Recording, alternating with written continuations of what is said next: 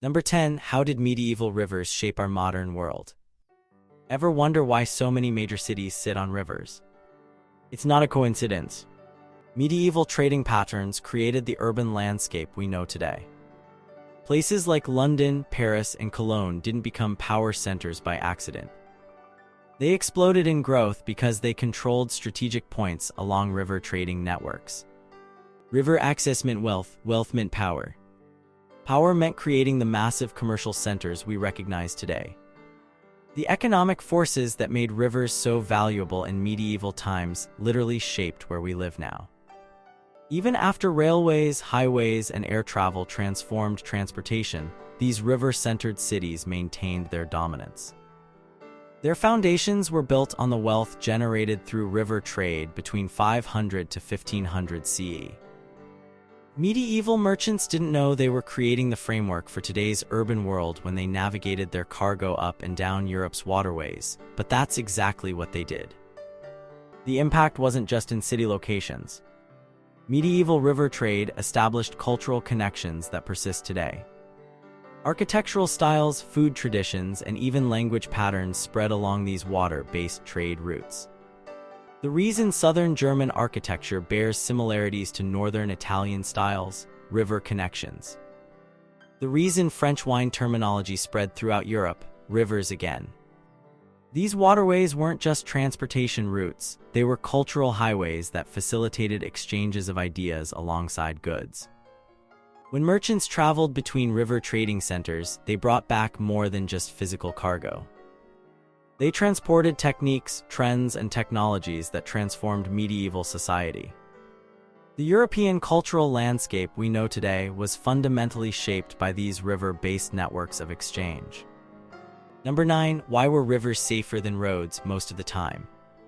Would you rather face bandits or rapids? Medieval merchants constantly weighed this question. Road travel meant exposure to highwaymen who could ambush travelers in remote areas. River travel offered protection from these land-based threats. A boat full of valuable goods could travel down river currents with fewer guards than an equivalent land caravan. Many rivers were wide enough to keep distance from shore-based dangers. Merchants could see potential threats from a distance on open water. Cities with river access developed sophisticated protective systems, including watchtowers, chains across rivers, and patrol boats. These security advantages made water transport the preferred choice for valuable goods. But rivers weren't without dangers. Storms could sink overloaded boats. Rapids and shallows damaged vessels and cargo. Bridges with low clearance forced complicated unloading procedures. Winter ice halted traffic completely in northern regions. River pirates operated in some areas, particularly where rivers widened or created natural hiding spots. Political boundaries often followed rivers, meaning merchants frequently had to pay tolls when crossing from one territory to another. Despite these challenges, rivers remained significantly safer than road alternatives throughout most of the medieval period. The weight of evidence suggests merchants willingly accepted river-based risks to avoid the greater dangers of land travel. Their safety calculations shaped medieval commerce in profound ways. Number 8. How did seasonal changes impact river trade? Did you know entire medieval economies revolved around water levels? Spring floods and winter freezes dictated trading calendars throughout Europe. When rivers swelled with snowmelt in spring, larger vessels could navigate normally shallow sections, opening trade routes that remained impassable other times of year. Cities hosted major trading fairs timed precisely to coincide with these high water periods. Merchants structured their entire business years around these seasonal opportunities. Winter freezes in northern Europe completely halted water transport for months, creating storage economies where goods accumulated until waterways reopened. Medieval weather patterns directly impacted prices. Goods transported during difficult conditions commanded premium prices.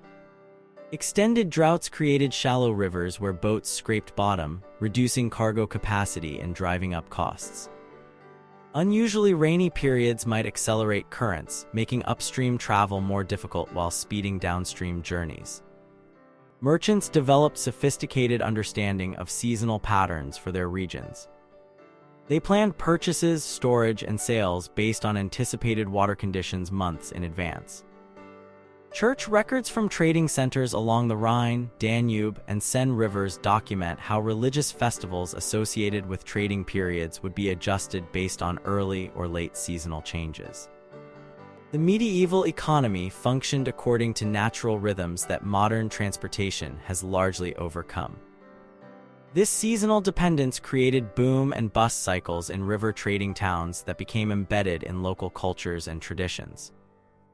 Number 7. What made some rivers more valuable than others? Ever seen a perfectly straight river? Nature doesn't make them, but medieval engineers sometimes did. Not all rivers provided equal commercial value. The most economically important waterways shared key characteristics: consistent depth, manageable current, minimal obstacles, and connections to other transportation networks. Existing natural advantages weren't always sufficient, so medieval societies invested enormous resources modifying rivers to improve their commercial utility. They dredged shallow sections, constructed artificial banks, and built elaborate systems of locks and dams to make challenging rivers navigable. The rivers that connected multiple commercial regions generated the greatest wealth. The Rhine became medieval Europe's commercial superhighway because it connected alpine regions with the North Sea, linking distinct economic zones. The Seine's value came from connecting the rich agricultural interior of France with channel ports. Rivers with navigable tributaries created transportation networks reaching deep into productive regions. Constantinople's economic power stemmed partly from controlling the convergence point of river systems emptying into the Black Sea. Muslim traders dominated commerce along the Tigris and Euphrates because these rivers connected Central Asia with the Persian Gulf. Chinese imperial power centralized around control of the Yangtze and Yellow rivers for similar reasons. These geographical features weren't just passive elements of medieval trade, they actively shaped political systems as governments fought to control these valuable waterways. Number 6. How did river trade connect with sea routes? Where river meets sea, medieval fortunes were made. The most valuable medieval trading networks combined river and maritime transport. River ports located near coastal access created natural transfer points where goods moved between river barges and seagoing vessels. Cities at these junctions became phenomenally wealthy. Amsterdam's rise stemmed from its position connecting Rhine River traffic with North Sea shipping. London controlled the point where Thames River trade met ships from across Europe. Genoa and Venice dominated Mediterranean commerce partly because they controlled access to rivers flowing from the European interior. These connection points developed specialized infrastructure. Harbor facilities with different sections accommodating river and sea vessels appeared. Professional guilds of workers specialized in transferring goods between different boat types emerged. Financial services concentrated in these locations, offering credit arrangements that bridged the different timing requirements of river and sea transport. Political authorities recognized the strategic importance of these connection points, fortifying them heavily and sometimes fighting wars over their control. The 100 Years' War between England and France was partly fought over control of the river mouths along the English Channel that connected river and sea trade. These river-sea junctions weren't just economically important, they became cultural melting pots where riverine cultures met maritime traditions, creating distinctive hybrid communities with unique customs, architecture, and governance systems. Number 5. What moved along medieval waterways? Would you believe whale blubber traveled hundreds of miles inland on medieval rivers? The range of goods transported by river during the medieval period staggers modern imagination. Bulk commodities formed the backbone of this trade: grain from productive agricultural regions, timber from forested areas, stone for construction, salt for food preservation, and metals both precious and utilitarian. Wine from production regions reached distant markets primarily via rivers. The Rhine became known as the Highway of Wine, connecting production regions with thirsty northern European consumers. Luxury goods traveled these same routes. Spices from Asia, silks, ivory, and exotic animals moved from rivers to royal courts throughout Europe. Religious items, including relics and specialized ecclesiastical supplies, traveled to churches and monasteries via waterways. Military supplies, particularly heavy items like armor and siege equipment, relied on water transport. Even people moved along these liquid highways. Religious pilgrims, diplomatic delegations, skilled artisans, and merchants themselves utilized river transportation. The scale was immense even by modern standards. Archaeological evidence from river ports suggests millions of tons of goods moved annually along major European waterways by the late medieval period. The complexity of this trade increased over time, with specialized boats designed for particular river conditions and cargo types. By the 15th century, sophisticated commercial networks connected production zones to consumption centers through intricate river-based distribution systems covering thousands of miles. Number 4. How were medieval river boats designed? Did medieval shipwrights have specialized boat designs for each river? Absolutely. Unlike ocean vessels built to withstand storms, river craft prioritized different features. Shallow draft to navigate low water, flat bottoms to maximize cargo space while minimizing depth, and designs that facilitated easy loading and unloading at multiple stops. Regional variations abounded.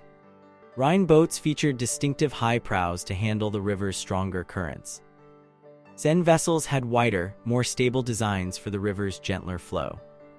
Danube boats incorporated features allowing them to be easily disassembled at impassable rapids and reconstructed downstream, a practice called portaging. Propulsion systems varied by region and direction. Downstream travel frequently relied on current alone, with steering oars providing directional control. Upstream journeys employed combinations of poles, oars, sails when wind direction cooperated, and even human or animal towing from shore paths called towpaths. Some regions developed elaborate systems where teams of horses or oxen would pull vessels upstream from these designated shoreline paths. The construction techniques reflected local resources. Northern European river vessels typically used oak planking with pine masts. Mediterranean river craft often incorporated lighter woods. The archaeological record reveals sophisticated understanding of hydrodynamics that developed through centuries of river navigation experience. Specialized guilds of river boat builders emerged in major trading centers, with closely guarded techniques passed through generations of craftsmen. These purpose-built vessels represented significant capital investments for medieval merchants, who often formed partnerships to share ownership of larger river trading boats. Number 3. Who controlled medieval rivers and how? Did you know medieval rivers had toll booths? Control of rivers meant wealth, prompting elaborate systems of regulation and taxation. Political authorities, kings, lords, bishops, city governments established toll stations at strategic points along waterways. At narrow passages, chain booms could physically block river traffic until fees were paid. Castle fortifications strategically overlooked valuable river junctions, providing military backing to economic control. Documentation from the Rhine shows over 60 separate toll stations operating during peak medieval periods, each extracting payments from passing merchants. The legal framework governing rivers evolved into complex systems. Some waterways fell under royal authority, others under local control. River guilds emerged with monopoly rights over specific transport routes. These organizations set prices, regulated member behavior, and negotiated with political powers. In many regions, becoming a licensed river pilot or barge operator required lengthy apprenticeship and substantial fees. Religious institutions played significant roles too. Monasteries located on rivers often controlled fishing rights, ferry operations, and mill privileges. These overlapping authorities created complicated jurisdictional disputes. Medieval court records overflow with cases concerning river rights, who could navigate where, which authorities could collect what taxes, and who held responsibility for maintaining navigable channels. The economic importance of rivers meant these weren't merely legal abstractions, but vital matters determining regional prosperity. Political changes frequently centered on control of rivers, with many medieval wars fought specifically to secure valuable water routes. Number 2, how did cities adapt to river trade? Ever wonder why medieval bridges had buildings on them? Cities oriented their entire development around river access. Urban layouts featured commercial districts facing water access points. Warehouses lined banks. Loading cranes dotted waterfronts. Specialized markets developed near landing areas for particular goods, fish markets, timber yards, wine halls. Bridges served not just as crossing points but as commercial spaces themselves, with shops and even homes built directly on these structures. London Bridge famously contained an entire commercial district suspended above the Thames. Infrastructure investments revealed rivers' importance. Channel dredging maintained navigable depths. Elaborate quay systems facilitated efficient loading and unloading. Artificially constructed harbor basins accommodated more vessels than natural riverbanks allowed. Water mills harnessed river power for industrial processes while carefully preserving navigable channels. Cities implemented sophisticated water management, including systems to mitigate flooding while maintaining commercial access. This relationship between cities and their rivers wasn't just economic, it shaped cultural identity. River-based festivals marked important commercial seasons. Patron saints of river trades received elaborate civic celebrations. City governments incorporated river symbols into official imagery. The wealth generated through river trade financed the great cathedrals, town halls, and fortress walls that still define Europe's historic city centers. These architectural marvels, originally funded through river commerce, now attract tourists traveling along the same waterways their medieval predecessors used for trade. Number 1, why couldn't roads compete with rivers? What weighs more, a ton of grain or a ton of feathers? They weigh the same, but transporting them created entirely different challenges for medieval merchants. The fundamental physics of water transport gave rivers overwhelming advantages over land alternatives for most goods. Water's buoyancy allowed movement of heavier loads with less energy.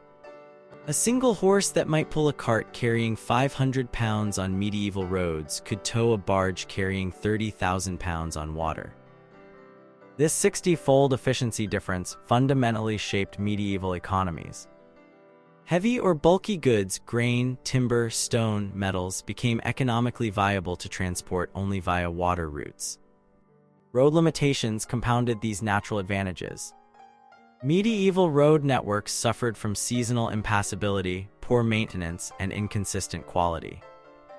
Security concerns made land transport more expensive through added guard requirements. Political fragmentation meant dealing with more authorities, tolls, and regulations when crossing territories. The technology for improving roads, proper drainage, stable foundations, all-weather surfaces existed but generally wasn't implemented at scale until early modern periods. The economics proved simply too unfavorable compared to water alternatives. When medieval authorities did invest in transportation infrastructure, they typically prioritized improving river navigability over road development. The rare exceptions occurred primarily in regions without usable waterways or in specialized circumstances like military campaigns requiring rapid troop movements. This fundamental transportation reality meant medieval economies developed around watersheds rather than political boundaries. Regions with poor river access remained economically marginalized despite other advantages they might possess. The pattern of development established through these transportation realities persisted well into the industrial age, when railways finally offered a land-based alternative that could compete effectively with water transport for many goods.